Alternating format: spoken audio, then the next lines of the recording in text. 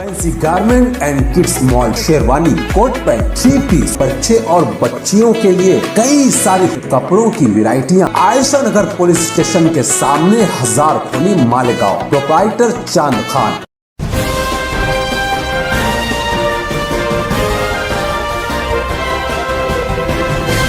मानव समाचार, मानवता के हक में व्हिजिट दिलेली आहे। बरीचशी चर्चा ही डीन साहेब आणि टीमसोबतही केली। काही लोकांचे निवेदनही आले, रुग्णांसोबतही चर्चा केली, इथे डॉक्टरसोबतही चर्चा केली। भरपूर काही गोष्ट करण्यासारखी आहे। विशेष करून जे प्रामुख्याचा मुद्दा आहे तो आहे साफसफाईचा, जे मला लक्षात आला।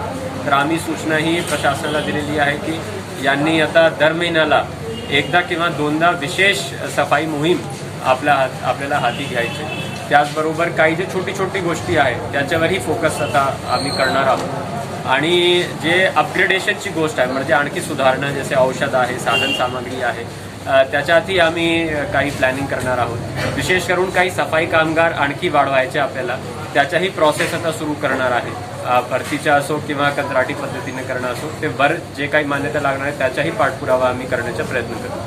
फक्त एक पत्र पाठवलं आयुक्त कार्यालयाला, तिकडनं रिप्लाय काही आमच्या यांच्यावर काही रोज नाही पडतात ना, पण बोलून माणसून नाही सर। 30 लोकांवर हॉस्पिटल चालू आहे। 545 लोकांना ICUची इतकी अवस्था खराब आहे सर की सफाई कर्मचारी नाही, 200 बेडची कुठेच नाही। ते तुम्ही बघितलं डोळ्यांनी आपल्या। तर मेन मुद्दा असा आहे, इथे जसं आज बॉक्स ठेवला गेला आहे की गुटखा ठेवा, हे ठेवा, हे रोज केलं पाहिजे। रोज असतो, रोज 8 दिवसापासून माझा बाप आहे सर, इतकी अवस्था खराब आहे, बीपीची दवा सुद्धा नाही देऊ शकला। आपलं वार्ड बॉय नाही सर, ते सगळं आम्हाला खूप चेंज करायला लागतं। ठीक आहे, हरकत नाही, आम्ही करतो, पण त्याच्यात ना ग्लोव्ज मिळतं, ना डायपर मिळतं, ना काहीच मिळत नाही सर।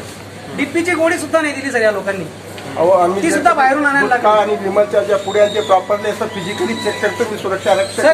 ठीक आहे, हे आपली पब्लिक आहे ना, ती पण मूर्ख आहे, आपण समजतो। त्यांनी थुंकायला नको असं, पण त्याच्यावर आळा घातला गेला पाहिजे सर। म्हणजे तुम्ही येत आहे, एवढी साफसफाई आहे सर, तरी पण एवढी घाण आहे। तुम्ही जेवण थोडा साईडला दादा साईडला तुम्हाला सांगू पण नाही शकत। म्हणजे आपला रोष आहे असा काही भाग नाहीये, किंवा इथं जो पेशंट येतो त्याची किमान काळजी घेतली पाहिजे, एवढीच अपेक्षा आहे सर। ICU मध्ये एवढी घाण अवस्था आहे, तुम्हाला काय सांगू। तर जनरल वॉर्डचे तर विचारूच नका तुम्ही। एवढी पब्लिक बसली आहे सर, हे सगळे गरीब लोक आहेत बिचारे, त्यांना बसायला पण जागा नाहीये। ठीक आहे, मोठा हॉस्पिटल झालाय आपला, त्या गावातल्या हॉस्पिटलपेक्षा हा जरूर मोठा आहे, पण व्यवस्था ठीक नाही झालंय त्याचा। परत तुम्हाला हे एवढं सांगून उपयोग असा होणार आहे की तुम्ही घाला लक्ष, पण मग बाकीची जी पब्लिक पण आहे, पब्लिकनेही समजून घेतलं पाहिजे, त्यांनी पण सहकार्य केलं, हे सहकार्य केलं पाहिजे पब्लिकने। आणि आपली जी व्यवस्था झाली, साफसफाई कामगार हवा सर, कर्मचारी नाही सगळ्यात मोठा। बरं ठीक आहे, मानू शकतो आपण की स्टाफ कमी आहे, मग त्याला ते कोऑपरेट करायला पाहिजे। बाकीचे लोक एवढं उद्धट बोलतात की त्यांना काय सांगायचं सर। एवढीच रिक्वेस्ट। मानव समाचार में आपका स्वागत है। आइए, आज हम धुलिया में हीरे मेडिकल कॉलेज में आए हैं। हमारे साथ है सामाजिक कार्यकर्ता अब्दुल गनी शाह। आइए, उनकी क्या तकरार थी, उन्होंने आज जिलाधिकारी साहब को यहाँ पर बुलाया, जिलाधिकारी साहब ने विज़िट किया। आइए उनसे कुछ खास मुलाकात करते हैं। जी शुक्रिया। मैं सामाजिक कार्यकर्ता गणेश मालेगांव। मेरी भतीजी यहाँ सीजर डिलीवरी के लिए आई थी, और डॉक्टर साहब का शुक्र अदा करता, पाठक साहब, शुक्ले साहब, पूर्ण साहब जो स्वच्छता निरीक्षक है, और मोरे साहब डीन जो है उनका, उन्होंने योग्य वो ट्रीटमेंट किया। बहुत अच्छी बात है कि यहाँ पर महाराष्ट्र के बाहर से भी रुग्ण आते हैं और अच्छे होके जाते हैं, अच्छी बात है। लेकिन यहाँ का मेन प्रॉब्लम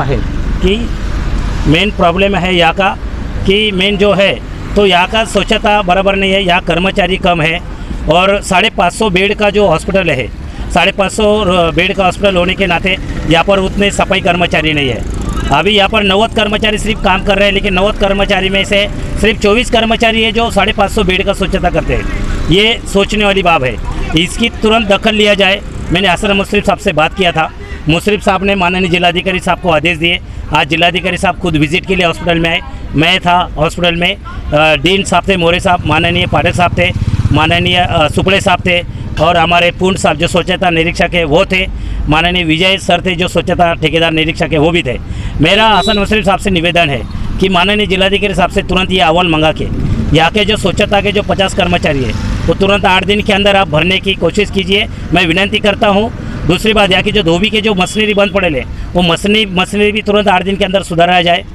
तीसरी बात ऐसा कि जो लिफ्ट है, लिफ्ट बंद है, वो लिप भी सुधारा जाए। 8 दिन की मैं माननीय हसन मुश्रीफ साहब को मोहलत देता हूँ। अगर 8 दिन में अगर ये सब मेरी विनती को मान दिया जाता नहीं और इस पर कार्रवाई नहीं की जाती तो मैं सामाजिक कार्यकर्ता गनीशा होने के नाते मेरे को घटने में बाबा साहब अम्बेडकर साहब ने मेरे को अधिकार दिए हैं, मैं वो अधिकार के अनुषंगाने 8 दिन के बाद 90 दिन मुंबई उच्च न्यायालय हाई कोर्ट में मैं ये रिट याचिका दाखिल करूँगा और याचिका दाखिल करने के बाद में सबसे पहले जो प्रथम जो उसमें एवढे जो मेन होंगे वो हसन मुश्रीफ साहब को खड़ा करूँगा, माननीय जिलाधिकारी साहब जो धुलिया के हैं इनको भी खड़ा करूँगा और यहाँ के जो डीन है माननीय मोरे साहब इनको मैं खड़ा करूँगा।